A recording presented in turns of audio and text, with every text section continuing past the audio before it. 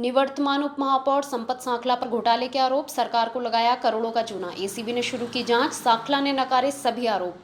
अजमेर नगर निगम के पूर्व उप महापौर संपत सांखला पर एकल खिड़की के जरिए अवैध रूप से जमीन का नक्शा पास करवाकर करोड़ों रुपए के राजस्व की हानि करने का आरोप लगा है। इसकी जांच एसीबी ने शुरू कर दी है। वहीं अब इस पूरे मामले में संपत सांखला ने खुलकर अपना पक्ष रखा और कहा उन्हें जांच एजेंसी पर पूरा भरोसा है। चुनाव के समय में राजनीतिक षड्यंत्र के तहत झूठे आरोप लगाकर उन्हें फंसाया जा रहा है।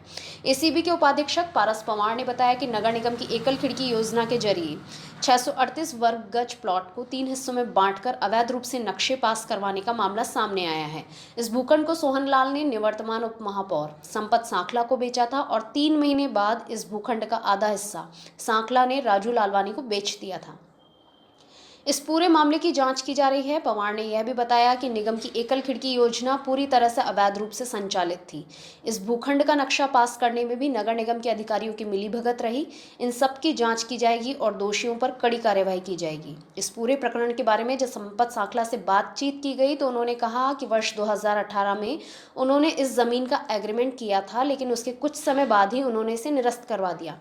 अब नगर निगम चुनाव के समय में उनके खिलाफ राजनीतिक षड्यंत्र रचा जा रहा है और उन्हें जांच एजेंसी पर पूरा भरोसा है। इस पूरी जांच में एसीबी को पूरा सहयोग करेंगे। नए साल में चिकन एक्सप्रेस पर है 499 में बकासुर थाली, जिसमें है chilli chicken, chicken curry, biryani, boil egg, rice, roti, raita, salad, papad और स्वीट्स। चिकन एक्सप्रेस वैशाली नगर।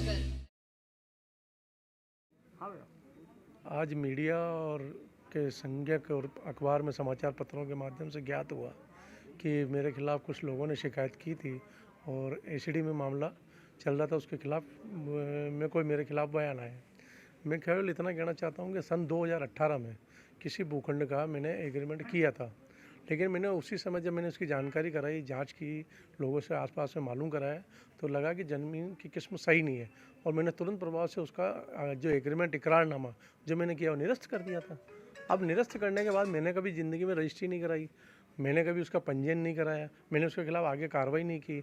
जो भुगतान मैंने दिया था वो मैंने वापस ले लिया, निरस्त कर दिया। निरस्त करने के बाद कौन सा भ्रष्टाचार किया भाई मैंने तो। और ज़मीन कौन नहीं खरीदता है अजमेर शहर के अंदर, बहुत लोग एग्रीमेंट के आधार पर खरीदते हैं।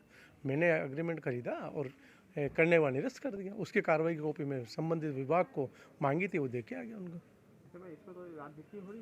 ये षड्यंत्र, क्योंकि 2018 का इकरारनामा उस समय निरस्त कर दिया, लेकिन वो लोग इंतजार में थे, षड्यंत्रकारी, राजनीतिक षड्यंत्रकारी, कि कब नगर निगम के चुनाव आवे और कब इनके ये एग्रीमेंट या जो भी कार्रवाई है उसको हम पर्दाफाश करें।